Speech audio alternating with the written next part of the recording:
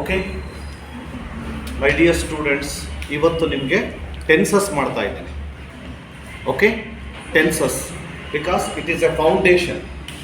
ಇದು ಯಾವುದೇ ಒಂದು ಗ್ರಾಮರ್ ಮಾಡಬೇಕು, ಗ್ರಾಮರ್ ಕಲಿಬೇಕು ಅಂದರೆ ಫಸ್ಟು ಇದನ್ನು ಸರಿಯಾಗಿ ಕಲ್ತ್ಕೋಬೇಕು. ಇದನ್ನು ಸರಿಯಾಗಿ ಕಲ್ತ್ಕೊಂಡ್ರೆ ಮಾತ್ರ ಇಂಗ್ಲೀಷ್ ಗ್ರಾಮರ್ ಮಾಡ್ಬೋದು, ಇಂಗ್ಲೀಷ್ ಮಾತಾಡ್ಬೋದು. ಏನೇ ಮಾಡೋದಾದರೂ ನಾವು ಯಾವಾಗಿಂದ ಎಲ್ಲಿಂದ ಶುರು ಮಾಡ್ತೀವಿ? ಫೌಂಡೇಶನ್. ಮನೆ ಕಟ್ಟಬೇಕಾದ್ರೆ ಫೌಂಡೇಶನಿಂದ ಶುರು ಮಾಡೋದು. ಹಾಗಾಗಿ ಟೆನ್ಸಸ್ ಅಂತ ಸರಿಯಾಗಿ ಕಲ್ತಿದ್ದೆ ಆದರೆ ಸೊ ನಿಮಗೆ ನ್ಯಾಚುರಲ್ ಆಗಿ ಗ್ರಾಮರ್ ಈಸಿ ಆಗುತ್ತೆ, ಇಂಗ್ಲೀಷ್ ಕೂಡ ನಿಮಗೆ ಈಸಿ ಆಗುತ್ತೆ. ಹಾಗಾಗಿ ಇವತ್ತು ನಾನು ನಿಮಗೆ ಟೆನ್ಸಸ್ ಹೇಳ್ಕೊಡ್ತಾ ಇದ್ದೀನಿ. ಸೊ ನಿಮಗೆ ಗೊತ್ತಿದೆ ಮಕ್ಕಳೇ, ದೇರ್ ಆರ್ ಮೇನ್ಲಿ 3 ಟೆನ್ಸಸ್. ಒಂದು ಪ್ರೆಸೆಂಟ್ ಟೆನ್ಸ್, ಮತ್ತೆ ಪಾಸ್ಟ್ ಟೆನ್ಸ್, ಮತ್ತೆ ಫ್ಯೂಚರ್ ಟೆನ್ಸ್ ಅಂತ. Okay, present tense, past tense, future tense. So university ಲೆಕ್ಕಾಚಾರದಲ್ಲಿ 2 ಟೆನ್ಸ್ ಇರೋದು, ಪ್ರೆಸೆಂಟು ಮತ್ತು ಪಾಸ್ಟು. ಮತ್ತು ಫ್ಯೂಚರನ್ನು ಪ್ರೆಸೆಂಟಲ್ಲೇ ಮಾತಾಡ್ಬೋದು ಅಂತಾರೆ. ಫಾರ್ ಅವರ್ ಕನ್ವೀನಿಯನ್ಸ್ ನಾವು ಏನು ಮಾಡ್ಕೊಂಡಿದ್ದೀವಿ, 3 ಟೆನ್ಸ್ ಮಾಡ್ಕೊಂಡಿದ್ದೀವಿ. ಒಂದು ಪ್ರೆಸೆಂಟು, ಒಂದು ಪಾಸ್ಟು, ಮತ್ತೊಂದು ಫ್ಯೂಚರ್. ಸೊ ಆ 3ರಲ್ಲಿ ಬೇರೆ ಬೇರೆ ಫಾರ್ಮ್ಸ್ಗಳಿದೆ. ಅದನ್ನು ಸ್ವಲ್ಪ ಸ್ಟಡಿ ಮಾಡೋಣ. ಉದಾಹರಣೆಗೆ ಇಲ್ಲಿ ಅದಕ್ಕೆ ಮುಂಚೆ ಟೆನ್ಸ್ ಅಂದರೆ ಏನು ಅಂತ ನೋಡೋಣ. ಟೆನ್ಸ್ ಅಂದರೆ ಏನು? Tense refers of N action. Tense refers of N action. ಏನಿದು ಅಂದರೆ ಕಾಲ ಅಂತ ಹೇಳ್ತೀವಿ. ಒಂದು ಇನ್ಸಿಡೆಂಟ್ ಯಾವಾಗ ಆಯ್ತು ಅಂತ ತಿಳಿಸೋದೇ ಟೆನ್ಸ್ನ ಕೆಲಸ. ಈಗ ಆಯ್ತಾ, ನಿನ್ನೆ ಆಯ್ತಾ, ಮುಂದಾಗತ್ತಾ, ಇದೆಲ್ಲ ತಿಳ್ಕೊಳ್ಳೋದೇ ಟೆನ್ಸಸ್ಸು. ಅದನ್ನ ಕಾಲ ಅಂತ ಹೇಳ್ತಾರೆ. ಟೆನ್ಸಸ್ ಅನ್ನ ಕಾಲ ಅಂತ ಹೇಳ್ತಾರೆ. ಯಾವ ಕಾಲದಲ್ಲಿ ಒಂದು ಘಟನೆ ಆಯ್ತು ಅಂತ ಹೇಳಿ. ಸೊ ನೀವು ಮೇನ್ ಆಗಿ ನೋಡೋದಾದ್ರೆ ನಾನು ಹೇಳಿದೆ ದೇರ್ ಆರ್ 3 ಟೆನ್ಸಸ್ ಅಂತ ಹೇಳ್ತಾರೆ. ಪ್ರೆಸೆಂಟು, ಪಾಸ್ಟ್ ಮತ್ತೆ ಫ್ಯೂಚರ್. ಹೌದು ತಾನೆ? ಏನಂತಾರೆ? ಒಂದು ಪ್ರೆಸೆಂಟು, ಪ್ರೆಸೆಂಟ್ ಟೆನ್ಸು, ಮತ್ತೆ 2 ಪಾಸ್ಟ್ ಟೆನ್ಸು, ಮತ್ತೆ ಮೂರನೇದು ಫ್ಯೂಚರ್ ಟೆನ್ಸ್. ಇಷ್ಟೇ ಅಲ್ಲ ಮಕ್ಕಳೇ, ಮೇನ್ ಆಗಿ 3 ಟೆನ್ಸ್ ಇದೆ. There are 3 tenses mainly, present, past, future. ಆದರೆ each tense has 4 forms, 4 types. ಪ್ರತಿ ಒಂದು ಟೆನ್ಸು 4 ಟೈಪ್ಗಳಿವೆ. ಅರ್ಥ ಆಗ್ತಿದೆಯಾ? ಸಪೋಸ್ ಪ್ರೆಸೆಂಟ್ ಟೆನ್ಸ್ ಅಲ್ಲಿ 4 ಟೆನ್ಸ್ ಇದೆ. Present simple, present continuous, present perfect, present perfect continuous. ಹಾಗೆ ಪಾಸ್ಟ್ ಅಲ್ಲಿ 4 ಇದೆ. Past simple, past continuous, past perfect, past perfect continuous. ಹಾಗೆ ಫ್ಯೂಚರ್ ಅಲ್ಲೂ ಕೂಡ future simple, future continuous, future perfect, future perfect continuous ಅಂತ. ಈಗ ನಾವು ಅದನ್ನ ಕಲ್ತ್ಕೊಂಡ್ರೆ ಅದ್ರ ಜೊತೆಗೆ ಮಾಡೆಲ್ಸ್ ಅಂತ ಬರುತ್ತೆ. ಅದನ್ನು ಕಲ್ತ್ಕೊಂಡ್ರೆ ಸಾಕಷ್ಟು ಇಂಗ್ಲಿಷ್ ಗ್ರಾಮರ್ ಬರುತ್ತೆ ಮಕ್ಕಳಲ್ಲಿ. I will give you guarantee. But you should learn it properly. ಹಾಗಾಗಿ ಇದನ್ನು ಸರಿಯಾಗಿ ಕಲಿಬೇಕು. ಬಟ್ ನಾನು ನಿಮಗೆ ಎಲ್ಲದನ್ನು ಡೀಟೇಲ್ ಮಾಡೋಕ್ಕಾಗಂತಿದ್ದೆ. ಅಂದರೆ ಎಷ್ಟು ಶಾರ್ಟ್ ಆಗುತ್ತೋ ಅಷ್ಟು ನಿಮಗೆ ಅನುಕೂಲ ಆಗುತ್ತೋ ಅಷ್ಟು ಮಾಡಿಕೊಡ್ತೇನೆ. ಓಕೆ, ಈಗ ಪ್ರೆಸೆಂಟ್ ಅಲ್ಲಿ 4 ಭಾಗ ಇದೆ ಅಂತ ಹೇಳಿದೆ. ಇದನ್ನ ತೋರಿಸ್ತೇನೆ. ಪ್ರೆಸೆಂಟ್ ಅಲ್ಲಿ 4 ಭಾಗ ಯಾವ್ದು ಅಂತ ಹೇಳೋಣ. ಸಪೋಸ್ ಪ್ರೆಸೆಂಟು, ಇಲ್ಲಿ ಪಾಸ್ಟು, ಮತ್ತೆ ಇಲ್ಲಿ ಏನ್ ಹೇಳ್ತೀನಿ, ಫ್ಯೂಚರ್ ಟೆನ್ಸ್ ಅಂತ ಹೇಳ್ತೀನಿ. Future tense, past tense. ಈಗ ಪ್ರೆಸೆಂಟ್ ಟೆನ್ಸ್ ಅಲ್ಲಿ 4 ಅಂತಂದ್ರೆ ಯಾವ್ದು? Present simple, present simple. ಅದನ್ನ ಇಂಡೆಫಿನೇಟ್ ಅಂತಾನೂ ಕರೀತಾರೆ.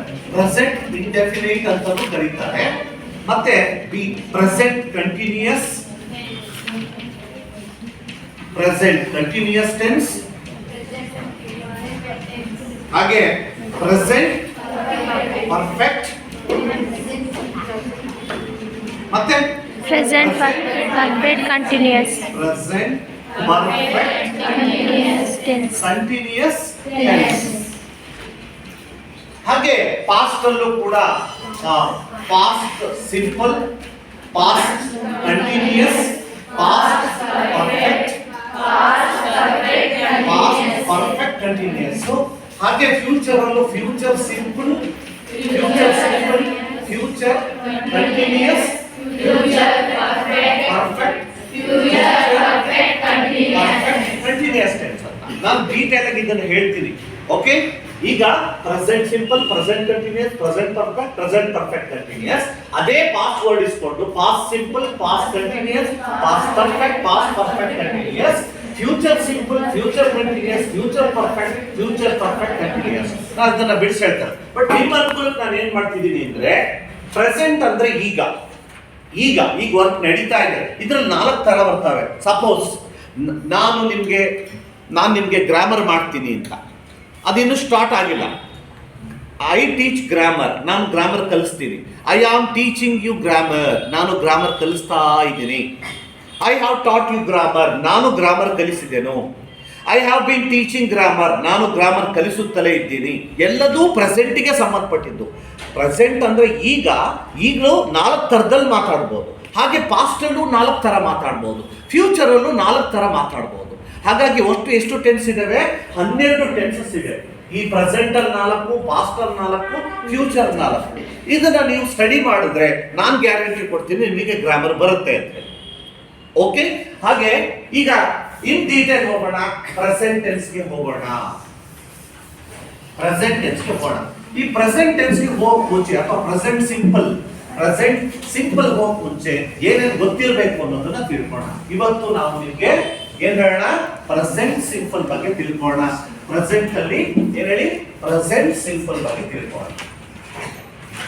Present simple, SIMPLE, present simple. ಇದಕ್ಕೆ ಇನ್ನೊಂದು ಪದ ಹೇಳ್ತಾರೆ, ಪ್ರೆಸೆಂಟ್ ಇಂಡೆಫಿನೈಟ್ ಅಂತ ಕರೀತಾರೆ.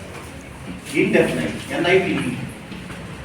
ಒಂದು ಆಕ್ಷನ್ ಪ್ರೆಸೆಂಟ್ ಇಂಡೆಫಿನೈಟ್ ಏನ್ ಹೇಳುತ್ತೆ ಅಂದ್ರೆ, ಒಂದು ಆಕ್ಷನ್ ಇನ್ನು ಸ್ಟಾರ್ಟೇ ಆಗಿಲ್ಲ. ಉದಾಹರಣೆಗೆ, ಇದು ಮಾಡೋದು ಮುಂಚೆ ಸಾಕಷ್ಟು ವಿಷಯಗಳು ಗೊತ್ತಿರ್ಬೇಕು ಮಕ್ಕಳಿಗೆ. ಪ್ರೆಸೆಂಟ್ ಸಿಂಪಲ್ ಮಾಡೋಕೆ ಸಾಕಷ್ಟು ವಿಷಯ ಗೊತ್ತಿರಬೇಕು. ನಾವು ಯಾವಾಗಲೂ ಸಡನ್ ಆಗಿ ಕೆಲಸಕ್ಕೆ ಹೋಗ್ಬಿಡ್ತೀವಿ, ಪ್ರಿಪೇರ್ ಆಗಬೇಕಾಗತ್ತೆ.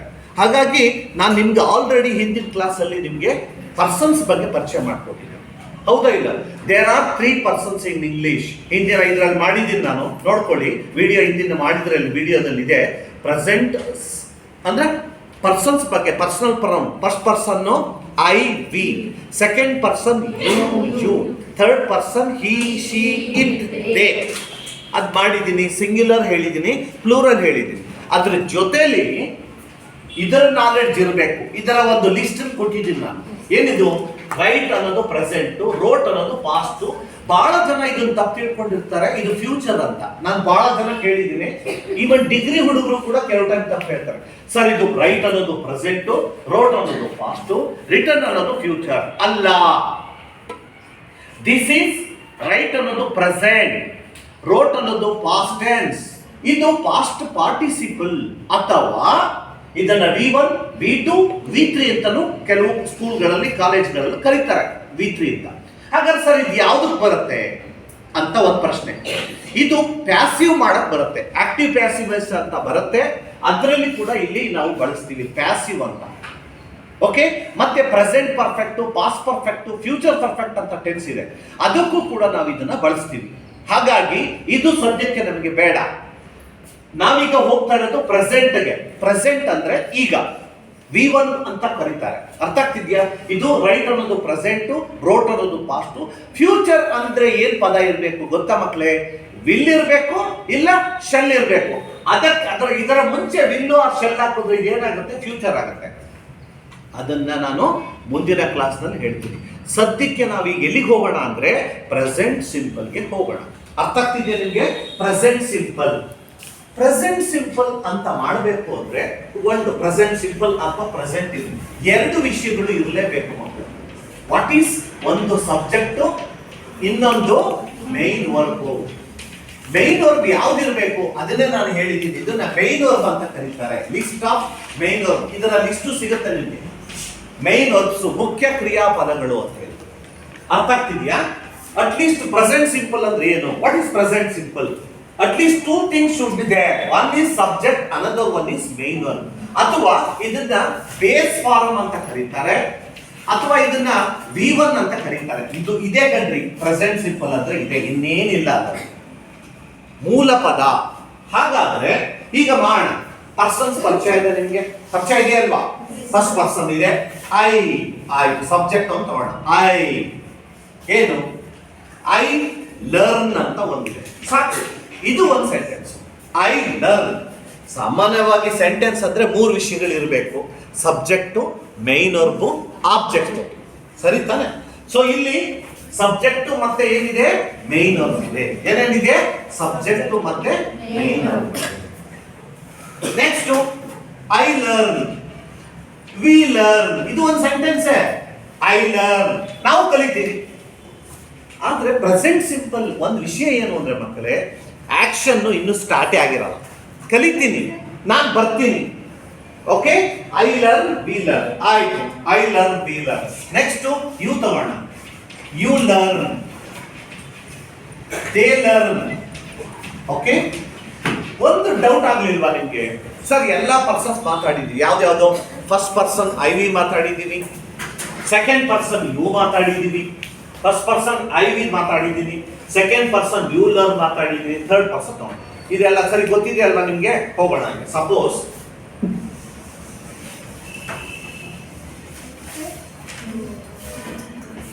ಈಗ ಐ ಲರ್ನ್ ಮಾಡ್ಬೋದು, ನೋಡ್ತಾ ಇದ್ದೀರಾ? I learn. ಒಂಚೂರು ಮುಂದಕ್ಕೆ ಹೋಗೋಣ. ಐ ಲರ್ನ್ ಗ್ರಾಮರ್ ಅಂತ ಕೊಟ್ಟಿದ್ದೀನಿ. ಅಂದ್ರೆ ಕನ್ನಡದಲ್ಲಿ ನಾನು ಗ್ರಾಮರ್ ಕಲಿತೀನಿ ಅಂತ. ನಾನು ಗ್ರಾಮರ್ ಕಲಿತೀನಿ ಅಂತ ಅಂದ್ರೆ ಗ್ರಾಮರ್ ಆ ವರ್ಕ್ ಇನ್ನು ಸ್ಟಾರ್ಟ್ ಆಗಿಲ್ಲ. The work is not yet started. The work is not yet started. ಇನ್ನು ಕೆಲಸ ಶುರುವಾಗಿಲ್ಲ. I learn grammar, we learn grammar, ನಾವು ಗ್ರಾಮರ್ ಕಲಿತೀವಿ. ಆಮೇಲೆ ಯು ಲರ್ನ್ ಗ್ರಾಮರ್, ನೀನು ಅಥವಾ ನೀವು ಕಲಿತೀರಾ ಗ್ರಾಮರ್. ಮತ್ತೆ ಅವರು, ದೇ ಅಂದ್ರೆ ಅವರು, ದೇ ಲರ್ನ್ ಗ್ರಾಮರ್. ಆದರೆ ಮಕ್ಕಳೇ ಎಲ್ಲದರಲ್ಲೂ ಸಿಂಪಲ್ ಇಷ್ಟೇನೆ sir. I learn grammar, we learn grammar, you learn grammar, they learn grammar. Balance ಉಳ್ಕೊಂಡಿರೋದು ಯಾವುದು? Third person singular. ಯಾವ್ದ್ಯಾವುದು? He, she, it. ಏನ್ ಸ್ಪೆಷಲ್? ಅದೇ ಸ್ಪೆಷಲ್. ಏನು? He learn grammar, he learn grammar. Okay, ಆಮೇಲೆ ಶಿ ಲರ್ನ್ ಗ್ರಾಮರ್, ಅವನು grammar ಕಲಿತಾನೆ, ಅವಳು ಗ್ರಾಮರ್ ಕಲಿತಾಳೆ, ಇದು ಗ್ರಾಮರ್ ಕಲಿತದೆ. ಸರಿ ಇದೆಯಾ ಮಕ್ಕಳೇ? ತಪ್ಪು. Most of the speakers, writers ತಪ್ಪು ಮಾಡೋದೇ ಇಲ್ಲಿ. ಬಹಳ ಇಂಪಾರ್ಟೆಂಟ್ ಇಲ್ಲೇ. ಏನು? ಎಲ್ಲದಕ್ಕೂ ಸಬ್ಜೆಕ್ಟ್ ಮೈನ್ ವರ್ಬ್ ಹಾಕಿದ್ದೀನಿ. ಆಬ್ಜೆಕ್ಟ್ ಇರುತ್ತೆ, ಕೆಲವು ಟೈಮ್ ಕಾಂಪ್ಲಿಮೆಂಟ್ ಇರುತ್ತೆ. ಆದ್ರೆ ಸಬ್ಜೆಕ್ಟ್ ಆದ್ಮೇಲೆ ಥರ್ಡ್ ಪರ್ಸನ್, ಇದನ್ನ ಏನಂತಾರೆ ಗೊತ್ತಾ ಮಕ್ಕಳೇ? Third person. Third person singular. Third person singular ಯಾವುದು? ಹಿ, ಶಿ, ಇಟ್. ಅದರ ಮುಂದ್ಗಡೆ ಮೈನ್ ವರ್ಬ್ ನ ಮುಂದ್ಗಡೆ ಎಸ್ ಹಾಕ್ಬೇಕು. ಅರ್ಥ ಆಗ್ತಿದ್ಯಾ? This is very very important rule. ಏನದು? ಥರ್ಡ್ ಪರ್ಸನ್ ಸಿಂಗ್ಯುಲರ್ಗೆ ಹಿ, ಶಿ, ಇಟ್ಗೆ. ಯಾಕೆ ಅಂತಂದ್ರೆ ಹಿ, ಶಿ, ಇಟ್ಗೆ ನಾವ್ ಏನ್ ಹಾಕ್ಬೇಕು? ಇಲ್ಲಿ ಎಲ್ಲಾ ಇಂಗ್ಲಿಷ್ ಗ್ರಾಮರ್, ಎಲ್ಲಾ ಕಾಂಪಿಟೇಟಿವ್ ಎಕ್ಸಾಮ್ ಅಲ್ಲೂ ಇದೇ ಕೇಳೋದು. ಅರ್ಥ ಆಗ್ತಿದ್ಯಾ ನಾನು ಹೇಳೋದು? ನೀವು ಬ್ಯಾಂಕ್ ಎಕ್ಸಾಮಿಗೆ ಹೋಗಿ ಅಥವಾ ಬೇರೆ ಯಾವುದೇ ಸಬ್ ಇನ್ಸ್ಪೆಕ್ಟರ್ ಎಕ್ಸಾಮ್ ಹೋಗ್ರಿ, ಕ್ಲರ್ಕ್ ಎಕ್ಸಾಮಿಗೆ ಹೋಗ್ರಿ, ಸಾಮಾನ್ಯವಾಗಿ ಕೇಳೋದೇ ಇದೇ ಇದೇ. ಎಲ್ಲದಕ್ಕೂ ನಾವು ಮೈನ್ ವರ್ಬ್ ಹಾಕ್ತಿವಿ, ಬೇಸ್ ಫಾರ್ಮ್ ಹಾಕ್ತಿವಿ. ಆದರೆ ಹಿ, ಶಿ, ಇಟ್ಗೆ ನಾವೇನಾಗ್ತೀವಿ? ಎಸ್ ಹಾಕ್ತೀವಿ. ಎಸ್ ಲಾಗ third. If it is third person singular, we should add S to the main verb. ಏನ್ ಹಾಕಿದೀನಿ? ಎಸ್ ಹಾಕಿದೀನಿ. ಇನ್ನು ಉಳಿದಂತೆ ಬರೀ ಬೇಸ್ ಫಾರ್ಮ್ ಹಾಕಿದ್ರೆ ಸಾಕು. ಅರ್ಥ ಆಗ್ತಾ? ಹೇಗೆ ಅಂಡರ್ಸ್ಟೂಡ್? ಓಕೆ, ಈಗ ಇನ್ನೊಂದ್ಸರಿ ನೋಡೋಣ. ಸರ್ ಹಾಗಾದ್ರೆ ಎಲ್ಲದಕ್ಕೂ ಎಸ್ ಹಾಕ್ಬೇಕಾ? ಹಾಕೋಣ ಒಂದು ಎಸ್. ಏನಾಗುತ್ತೆ ನೋಡೋಣ ಅಂತ ನೋಡೋಣ. ಸಪೋಸ್ ಇಲ್ಲೊಂದು ವೀಣಾ ಗೋ ಟು ಕಾಲೇಜ್ ಅಂತ ಇದೆ. Veena go to college. Sir ಹೇಳಿದ್ದಾರೆ ಎಸ್ ಹಾಕ್ಬೇಕಂತೆ ಅಂತ ಹೇಳೋಣ. ಎಸ್ ಹಾಕ್ಬಿಟ್ರೆ ಏನಾಗುತ್ತೆ? English Veena bus to college English ನಲ್ಲಿ. ಆದ್ರೆ ಕೆಲವು ಲಿಮಿಟೇಷನ್ಸ್ ಇದೆ, ಕೆಲವು ರೂಲ್ಸ್ಗಳಿದೆ. One has to follow. ಏನು? ಓ ಇಂದ ಕೊನೆಗೊಂಡರೆ ಏನ್ ಮಾಡಬೇಕು? ಇ ಎಸ್ ಎಸ್ ಬೇಕು. ಬರೀ ಸುಮ್ಮನೆ ಎಲ್ಲಕ್ಕೂ ಎಸ್ ಎಸ್ ಅದಲ್ಲ. We should not add. Okay, if the verb ends with O, then add E S. ಯಾವುದೇ ಒಂದು ವರ್ಬ್ ಓ ಇಂದ ಕೊನೆಗೊಂಡರೆ ಆ ವರ್ಬಿಗೆ ಏನಾಗಬೇಕು? If it is a third person singular ಆಗಿ ಓ ಇಂದ ಕೊನೆಗೊಂಡರೆ ಏನ್ ಸೇರಿಸಬೇಕು? ಇ ಎಸ್ ಸೇರಿಸಬೇಕು. ಸರಿ. ಸಪೋಸ್ ಕರಣ್ ಮ್ಯಾರಿ ಲತಾ ಅಂತ ಇದೆ. ಈಗ ಇಲ್ಲ, ಮತ್ತೆ ಎಸ್ ಸೇರ್ಸಂಗಿಲ್ಲ ಅಥವಾ ಇ ಎಸ್ ಸೇರ್ಸಂಗಿಲ್ಲ. ಹೊಸ ರೂಲ್ಸ್ ಏನ್ ಹೇಳುತ್ತೆ? ವೈಯಿಂದ ಕೊನೆಗೊಂಡರೆ ವೈ ತೆಗೆದು ಏನ್ ಮಾಡ್ಬೇಕು? ಐ ಎಸ್ ಸೇರಿಸ್ಬೇಕು ಅಂತ ಹೇಳುತ್ತೆ. ನಾನು ಸ್ಪೆಷಲ್ ಆಗಿರೋದು ಮಾತ್ರ ತೋರಿಸ್ತಾ ಇರೋದು, ಎಲ್ಲದೂ ಹಾಗೆ ಇರಲ್ಲ. ಆ ನಂತರ ಆಮೇಲೆ ಹಿ ಕ್ಯಾಚ್ ಬಾಲ್ ಅಂತ ಇದೆ. ಹಿ ಕ್ಯಾಚ್ ಎ ಬಾಲ್ ಅಂತ ಇದೆ. ಸಿ ಎಚ್ ಇಂದ ಕೊನೆಗೊಂಡರೆ ಅದಕ್ಕೆ ಇ ಎಸ್ ಸೇರಿಸಬೇಕು. ಅರ್ಥ ಆಗ್ತಿದ್ಯಾ? ಓ ಇಂದ ಕೊನೆಗೊಂಡರೆ ಇ ಎಸ್ ಸೇರಿಸಬೇಕು. ಈ ವೈ ಇಂದ ಕೊನೆಗೊಂಡರೆ ಐ ಎಸ್ ಸೇರಿಸಬೇಕು. ಹೆಚ್ಚಿಂದ ಅಥವಾ ಸಿ ಎಚ್ ಇಂದ ಕೊನೆಗೊಂಡರೆ ಇ ಎಸ್ ಸೇರಿಸಬೇಕು. ಇನ್ನುಳಿದಂತೆ ಮಾಮೂಲಿಯಾಗಿ ಎಸ್ ಸೇರಿಸಬೇಕು. ಅರ್ಥ ಆಯ್ತಾ? This is very very important. In the most of the examination regarding present simple they do ask the same question. ಅರ್ಥ ಆಗ್ತಿದ್ಯಾ? ಈ ಮೊನ್ನೆ ಯಾವುದೋ ಒಂದು ಎಕ್ಸಾಮ್ ಅಲ್ಲಿ ಈ ತರ ಕೇಳಿದ್ದಾರೆ. ಏನು? The sun rise in the west, the sun rise in the east. ಸೂರ್ಯ ಪೂರ್ವದಲ್ಲಿ ಹುಟ್ಟುತ್ತಾನೆ ಅಂತ ಕೇಳಿದ್ದಾರೆ ಎಕ್ಸಾಮ್. ಇದರಲ್ಲಿ ಏನ್ ತಪ್ಪಿದೆ ಅಂತ ಕಂಡುಹಿಡಿಯಿರಿ ಅಂತ ಫಸ್ಟ್ PUC ಗೆ ಕೇಳ್ತಾರೆ, ಸೆಕೆಂಡ್ PUC ಗೆ ಕೇಳ್ತಾರೆ, ಅಥವಾ ಡಿಗ್ರಿ ಎಕ್ಸಾಮ್ ಕೇಳ್ತಾರೆ, ಅಥವಾ ಕ್ಲರ್ಕ್ ಎಕ್ಸಾಮ್ ಕೇಳ್ತಾರೆ, 7ನೇ ಕ್ಲಾಸ್ ಎಕ್ಸಾಮ್ ಅನ್ನು ಕೇಳ್ತಾರೆ. What is that? ಏನ್ ತಪ್ಪಿದೆ ಅಂದ್ರೆ ಥರ್ಡ್ ಪರ್ಸನ್ ಸಿಂಗ್ಯುಲರ್. ಸನ್ ಅಂದ್ರೆ ಇಟ್ಟು ಅಲ್ವಾ? ಸನ್ ಅಂದ್ರೆ ಇಟ್ಟು, ರೈಸ್ ಅಂದ್ರೆ ಇಲ್ಲಿ ಥರ್ಡ್ ಪರ್ಸನ್ ಎಸ್ ಸೇರಿಸಬೇಕು. ಇಲ್ಲಿ ಎಸ್ ಸೇರಿಸಿದ್ರೆ ಏನಾಗುತ್ತೆ? ಇದು ಆನ್ಸರ್ ಸರಿಯಾಗುತ್ತೆ. ಅರ್ಥ ಆಗ್ತಿದ್ಯಾ ಹೇಳೋದು? ಸೊ ಇದು ಒಂದು ಲೆವೆಲ್ಗೆ ಅರ್ಥ ಆಗಿದೆ ಅಂತ ಅನ್ಕೊಳ್ತೀನಿ.